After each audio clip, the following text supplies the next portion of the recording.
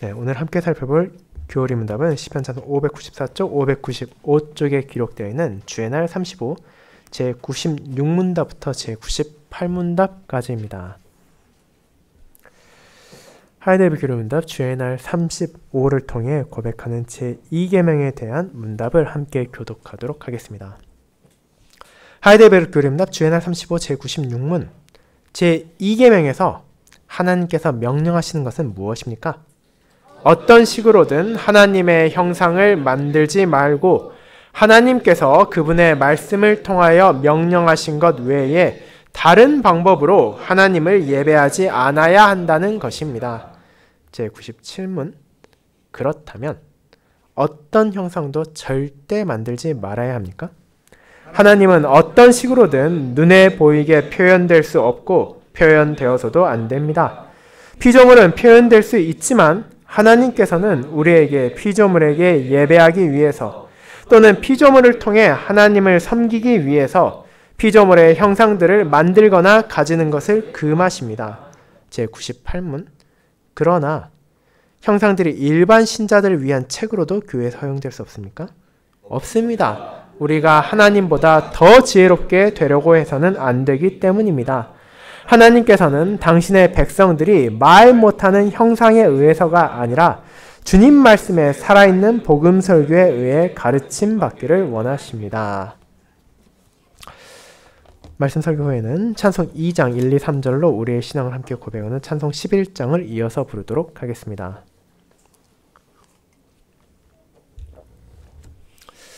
사랑하는 주 예수 그리스도 안에 있는 형제 자매님들, 여러분, 예배란 대체 무엇입니까?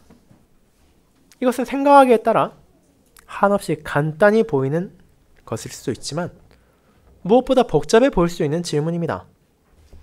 교회에 대해 모르는 세상 사람들은 특정한 장소에 기독교를 믿는 신자들이 모이면 그게 예배가 아니냐고 말할 수 있습니다. 하지만 정작 그 안을 들여다보면 수많은 교회들이 각각 다른 방식으로 예배를 드리고 있음을 깨닫게 될 것입니다.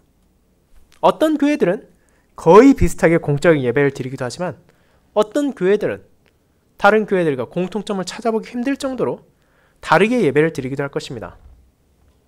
그렇게 그런 예배를 바라본다면 정말로 그것들이 다 동일한 예배라 할 수 있는지에 대한 의문을 품을 수도 있을 것이며 그렇다면 대체 무엇이 예배인지에 대해 정의를 내기도 힘들어할 수 있습니다. 그와 같은 생각, 참된 예배가 대체 무엇인지에 대한 의문은 오늘날에 한정된 것이 아닙니다. 이는 구약시대부터 계속해서 이어진 언약 백성들의 고민거리이기도 합니다. 대체 무엇이 참된 예배인지, 다르게 말하자면 하나님을 바르게 섬기는 것인지, 그분께 영광을 돌리는 것인지에 대한 투쟁은 교회 안에서 끝없이 이어져 왔습니다. 그렇다면 왜 그 의문이 이토록 길게 남아있습니까? 정말로 하나님을 바르게 예배하는 방식이 무엇인지 몰라서 그런 것입니까? 그 기준이 없어 사람들이 그토록 어려움을 겪고 수많은 방식 가운데 옳은 방식을 찾기 위해 노력한 것입니까? 안타깝게도 그렇진 않습니다. 하나님께서는 그분의 백성들에게 어떤 예배를 바라시는지 너무도 분명하게 말씀하셨습니다. 그럼에도 예배의 문제가 끝없이 발생한 이유는 사람의 소신과 사람의 교훈이 그분의 뜻을 넘어서려 하기 때문입니다. 그 결과 역사 가운데 수많은 거짓 예배가 나타났고 지금 이 순간에도 존재하고 있습니다. 이는 교리 문답을 작성하던 시대에도 그랬고 오늘날도 그러합니다. 이는 지금 우리에게도 필요한 제2계명에 대한 순종의 자세가 무엇인지를 돌아보게 합니다. 그렇게 우리는 주의 날 35를 통해 전해진 하나님의 말씀을 다시 마음에 새게 합니다. 저는 하나님의 말씀을 요약해서 그분을 향한 바른 예배에 대해 알려주는 이 교리 문답을 하나님의 뜻대로 그분을 예배해야 하는 그분의 백성이라는 제목으로 설교하고자 합니다. 그리고 이를 두 부분으로 나누어서 교회 안에 끝없이 자리 잡으려 하는 잘못된 예배의 원인과 그런 거짓을 물리치고 우리가 드려야 할 바른 예배의 본질에 대해 함께 고백함으로 우리가 진정 기쁨과 감사로 하나님께 영광을 돌리고 그분께서 기뻐하시는 예배를 드리기를 소망합니다. 예를 첫 번째, 자신의 소신이나 사람의 교훈에 따르지 않아야 하는 예배. 두 번째, 하나님의 뜻대로 평안히 즐겁게 드려야 하는 예배로 함께 나누도록 하겠습니다. 먼저 첫 번째, 자신의 소신이나 사람의 교훈에 따르지 않아야 하는 예배에 대해 알아보겠습니다. 형제님 여러분, 앞선 주의날 34에서 우리는 율법의 본질이 대체 무엇이며 그것이 우리에게 어떤 삶을 요구하는지에 대해 알아보았습니다. 과거에도, 지금도, 그리고 분명 앞으로도 하나의 주신 율법에 대해 거부감을 가지는 사람들이 적지 않습니다. 그리고 그 이유는 우리도 너무나 잘 알고 있는 것입니다.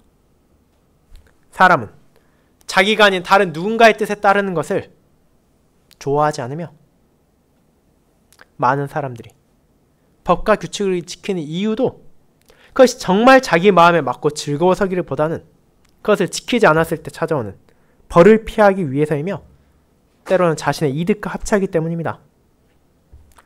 하지만 그런 세상적인 관점에서 하나님께 주신 언약의 10가지 말씀을 바라보아서는 안 된다는 것을 우리는 주의날 34에서 고백했습니다.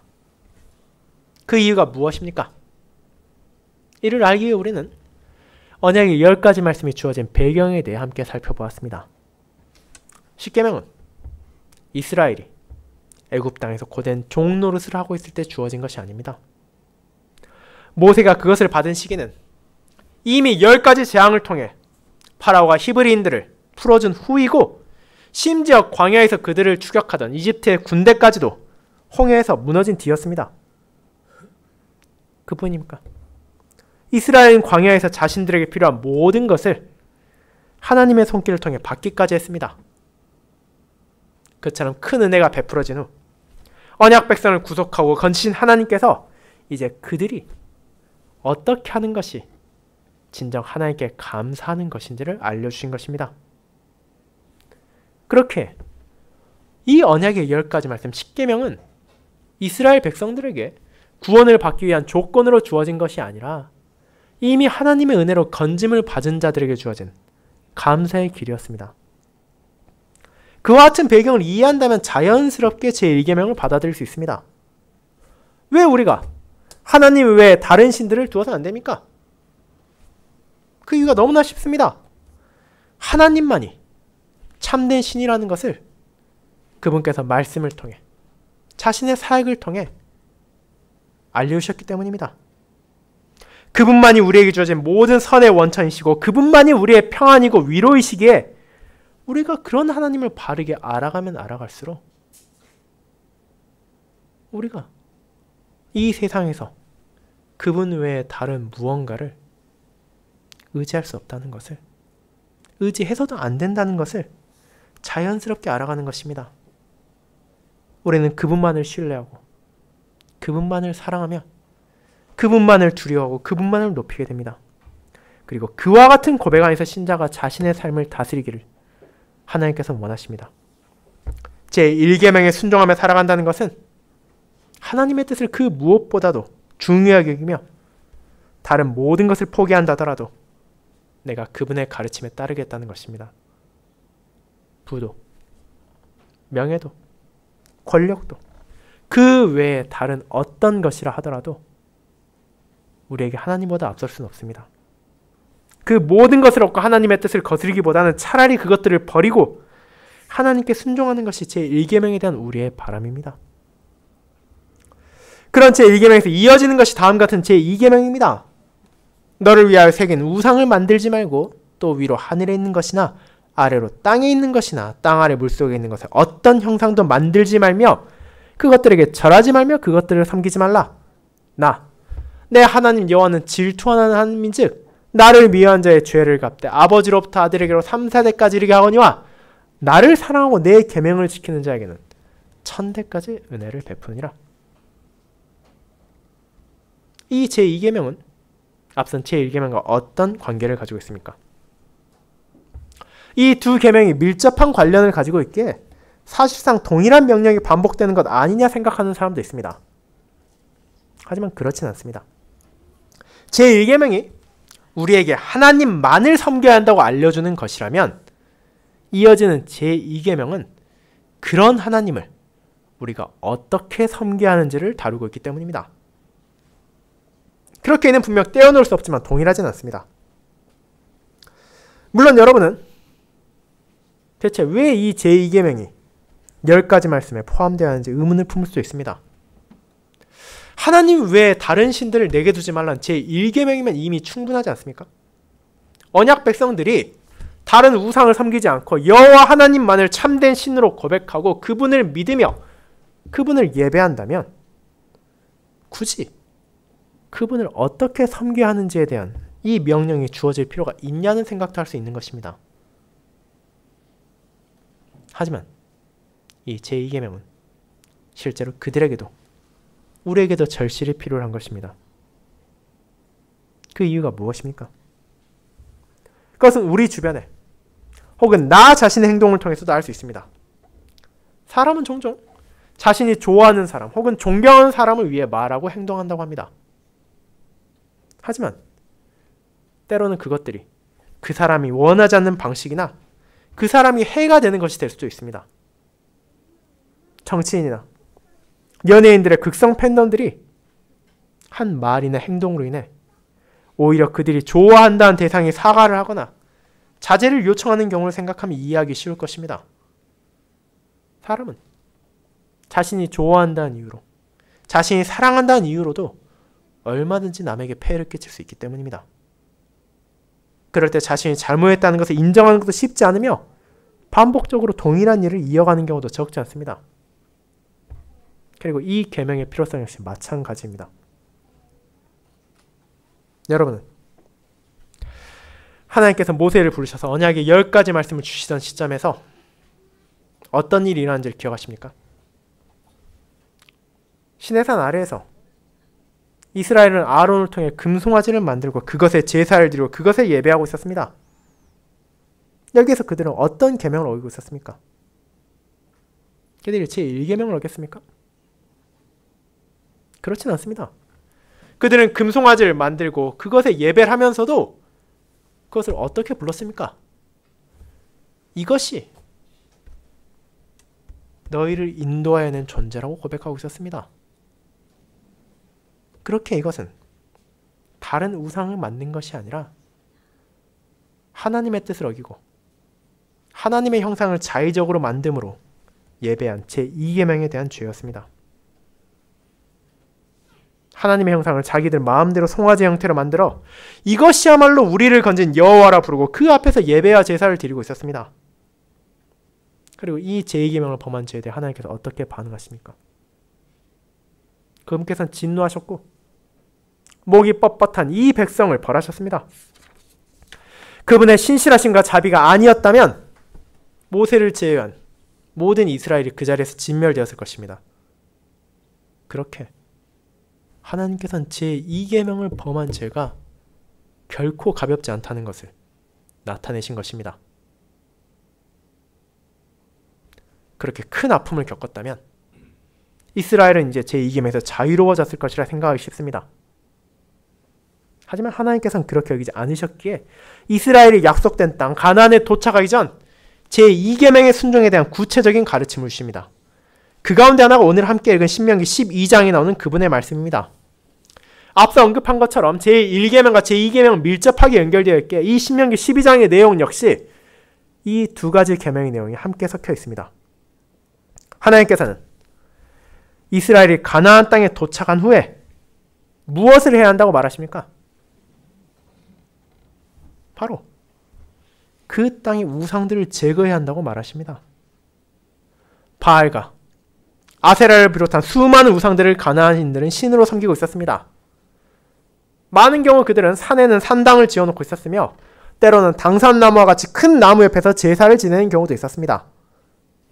이스라엘이 가나안을 차지한다면 이제 그곳에서 머무르게 된다면 여호와 하나님만을 섬기고 그분만을 예배하는 자로서 그런 모든 우상들을 제거했습니다.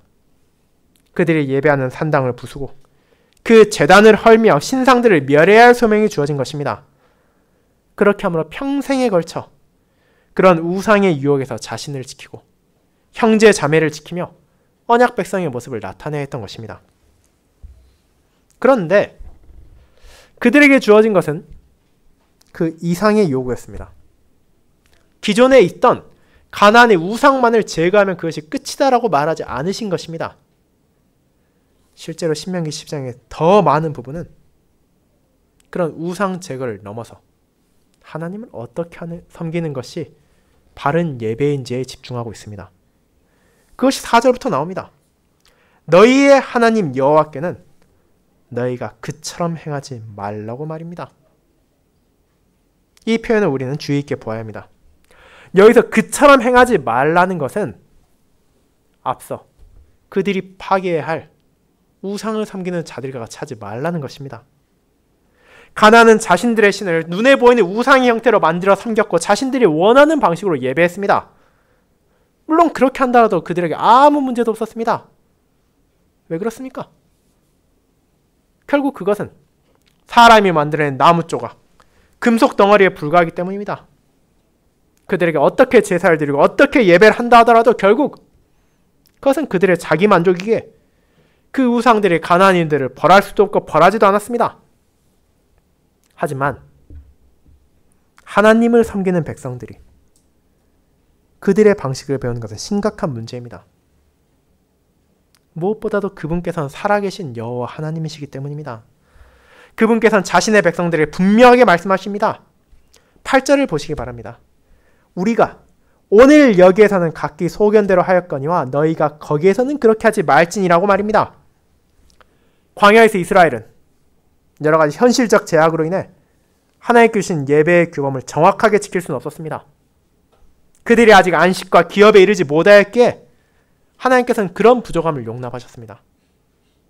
하지만 가나안 땅에 도착해서는 더 이상 그렇게 해서는 안 됩니다. 이스라엘은 그분께서 정하신 예배의 장소와 예배의 방식에 따라 그분을 섬겨야 합니다.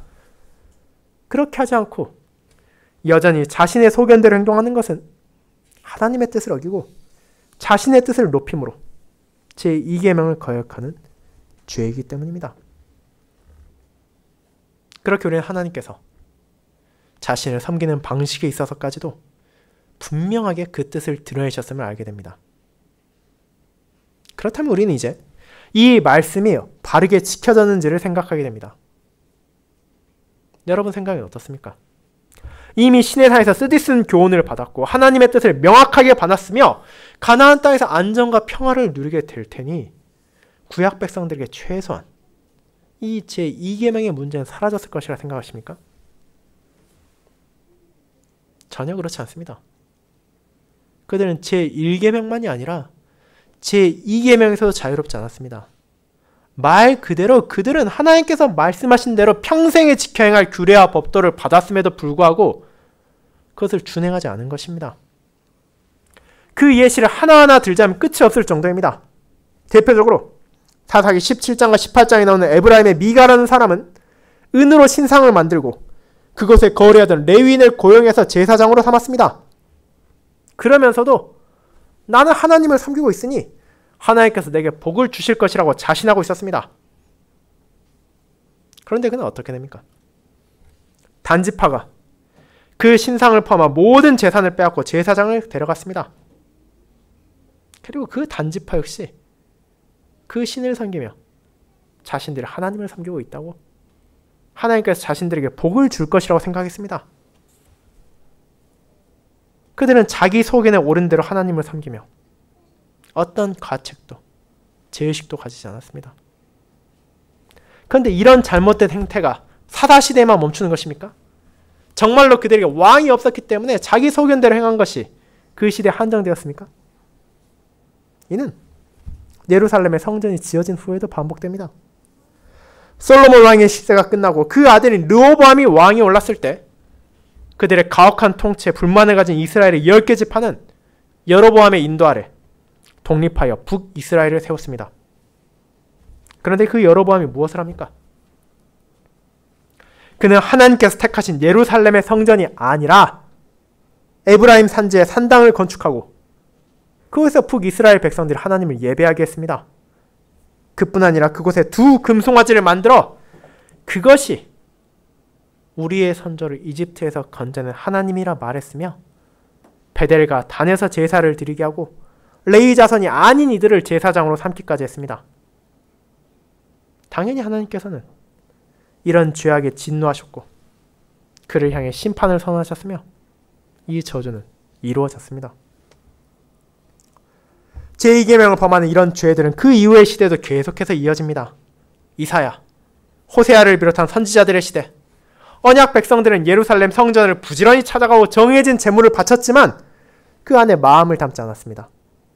마치 이방인들이 그들의 우상을 향해 제사에 대한 대가를 바라는 것처럼 하나님께서 요구하신 모든 것을 우리가 다 했으니 이제 우리의 삶에서 아무리 형제 자매에게 죄를 짓고 힘없고 기댈 것 없는 자들을 착취한다 하더라도 하나님은 복을 내리실 것이라 자신한 것입니다. 하지만 그 결과는 무엇입니까? 하나님께서는 그 또한 자신의 뜻이 아님을 선지자를 통해 명확하게 밝히십니다. 하나님께서는 자신에게 나온 이들이 형제 자매와 함께 기쁨으로 예배하기를 바라셨기 때문입니다. 그렇게 이 또한 제2계명에 대한 바른 순종이 아니었습니다. 그것은 여전히 자신의 뜻을 앞세우고 세상의 방식을 따른 죄였습니다. 그것을 우리는 다르게 어떻게 말할 수 있습니까? 오늘 신명기 12장 30절 31절에서 말한 것 같습니다. 너는 스스로 삼가 내 앞에서 멸망한 그들의 자취를 밟아 올무를 걸리지 말라. 또 그들의 신들을 탐구하여 이르기를 이 민족들은 그 신들을 어떻게 섬겼는고 나도 그와 같이 하겠다 하지 말라. 내 하나님 여호와께 내가 그와 같이 행하지 못할 것이라. 그들은 여호와께서 꺼리시며 가증히 여기신 이들을 그들의 신들에게 행하여 심지어 자기들의 자녀를 불살라 그들의 신들에게 드렸느니라.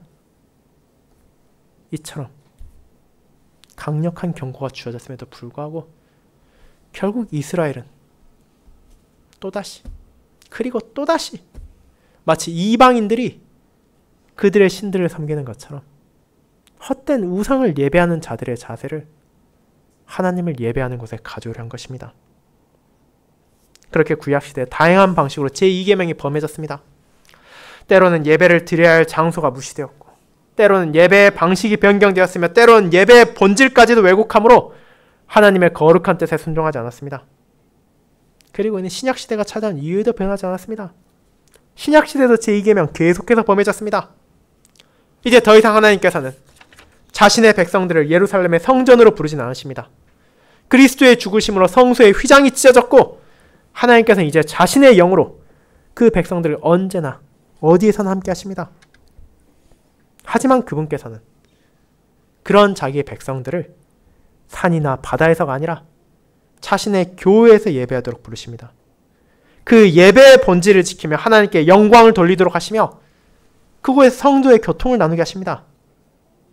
자기 소견에 따라, 사람의 교훈에 따라, 세상의 방식에 따라 그런 하나님의 뜻을 어기는 것은 그분께서 원하지 않으시고 미워하시는 죄라는 것을 제2계명을 통해 우리는 고백하는 것입니다. 사랑하는 성도 여러분, 그렇게 제2계명은 간단한 것처럼 보이지만 동시에 순종하기 어려운 계명입니다. 우리의 죄악된 본성은 여호와 하나님께서 어떤 분이신지 알면서도 그분께서 내게 베푸신 은혜를 고백하고 그분의 공의와 그분의 자비를 인정하면서도 여전히 그분을 섬기는 방식에 있어서까지도 나를 앞세우고자 합니다. 그 결과 하나님의 형상을 만든 이들도 있고 예배를 더럽힌 이들도 있으며 교회를 저버린 이들도 있습니다. 하나님의 말씀을 삶 가운데 따르지 않으면서도 형제 자매를 용서하지 않으면서도 예배드리는데 아무런 문제도 없다고 여기는 사람들도 있습니다. 하지만 그 모든 것들이 결국 무엇입니까? 4절에 나오는 그리고 30절에 나오는 이방인들의 방식입니다. 하나님께서 그처럼 행하지 말라고 하신 것이며 자기 소견에 따른 어리석음입니다. 제2계명을 어기는 죄입니다. 그렇다면 우리는 어떻게 합니까? 제1계명을 따라 하나님만을 참된 신으로 섬기고 그분만을 의지하고 사랑하는 이는 마땅히 그분을 예배하는 방식에 있어서도 그분의 말씀만을 기준으로 삼아야 합니다. 그리고 그렇게 하나님께서 원하신 대로 그분을 예배하는 것은 그 백성들에게 무겁고 힘든 짐이 아니라 오히려 참된 평안 가운데 즐거이 드릴 수 있다는 것임을 우리는 깨닫게 될 것입니다. 그것이 두 번째, 하나님의 뜻대로 평안히 즐겁게 드려야 하는 예배로 이어집니다. 성도 여러분, 하나님께서는 그렇게 세상의 방식을 따라서는 안 된다는 것을, 자기 소신에 따라 그분을 예배해서는 안 된다는 것을 말하셨습니다. 그렇다면 이제 우리는 어떻게 그분을 예배해야 합니까? 어떻게 하는 것이 이 계명의 명령에 순종하여 그분을 높이는 것입니까? 그에 대한 답도 우리는 신명기 12장에서 발견할 수 있습니다. 하나님께서는 언약 백성이 가나안 땅에 정착한다면 그분께서 택한 장소에 소와 양의 처음 난 것을 비롯하여 제물을 바치도록 하셨습니다. 그러나 그 제물의 본질은 무엇입니까? 이어지는 구절에 나오듯이 하나님께서 먼저 주신 것에 대한 감사이고, 이방인들과 같이 신에게 풍요와 번성을 빌기 위해 바치는 것이 아닙니다. 그분께서 젖과 꿀이 흐르는 땅을 이스라엘에 주셨기에 그분의 은혜로 그 모든 것을 받았고, 처음 난 것들을 비롯한 제물을 감사히 바칠 수 있는 것입니다. 그렇기 때문에 이런 제물을 바치는 것은 그들에게 있어서 즐거움이 될 수 있었습니다. 하나님께서 자신들의 수고를 헛되이 않으셨기에 기쁨으로 제물을 바칠 수 있었습니다. 그뿐입니까? 그들은 평안히 감사히 예배할 수 있었으며 또 그렇게 해야 했습니다. 왜 그렇습니까? 10절에 나오듯이 그 평안과 그 안식을 준 것은 그들의 손과 그들의 군대가 아니라 하나님의 손길이었기 때문입니다. 그분께서 그 모든 것을 주셨기에 그것은 결코 가볍게 여길 수 있는 것이 아니었습니다. 자신들을 종으로 부리는 이들의 압제에서 벗어나고 자신들을 호시탐탐 노리는 대적들의 손길에서 보호받는다는 것이 얼마나 큰 은혜인지를 지금 이 말씀을 듣는 이스라엘 백성들은 이집트와 광야에서 직접 경험한 사람들입니다.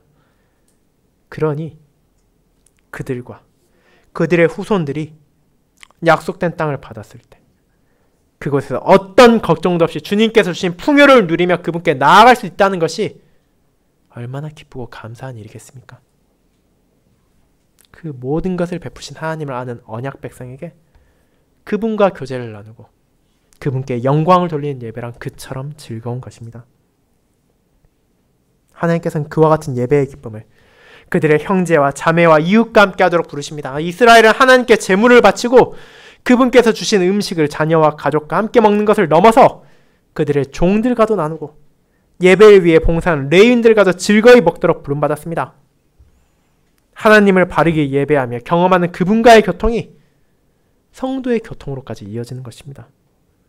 그렇게 언약 백성들을 그분께서 주신 평안으로 즐거이 하나님께 나아가며 그분의 말씀대로 그분을 높이며 그분의 은혜를 지체된 이들과 함께 나누는 것입니다.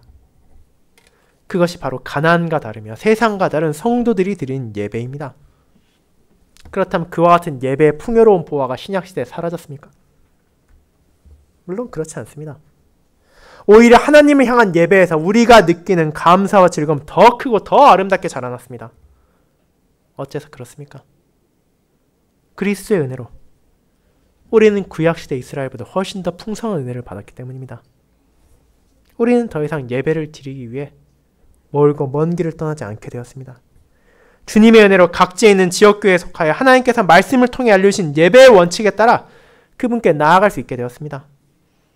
공적인 예배에서 그분께서 우리에게 주신 일용할 양식에 감사하며 마음과 힘과 뜻을 다하여 그분을 찬양하고 그분의 이름을 고백할 수 있게 되었고 우리의 일상 가운데서 나의 모든 삶을 감사의 제물로 바칠 수 있게 되었습니다. 그 모든 것이 주님의 은혜로 주어진 것이기에 우리는 기쁨으로 드릴 수 있게 된 것입니다. 무언가 다른 대가를 바라고 거래를 하는 것이 아니라 하나님이 어떤 분이신지를 알게 되었기에 그분께서 나를 사랑하시고 지금도 그 사랑을 베푸신다는 것을 알고 있기에 진심에서 우러나오는 감사의 기쁨이 우리의 예배를 가득 채울 수 있게 된 것입니다.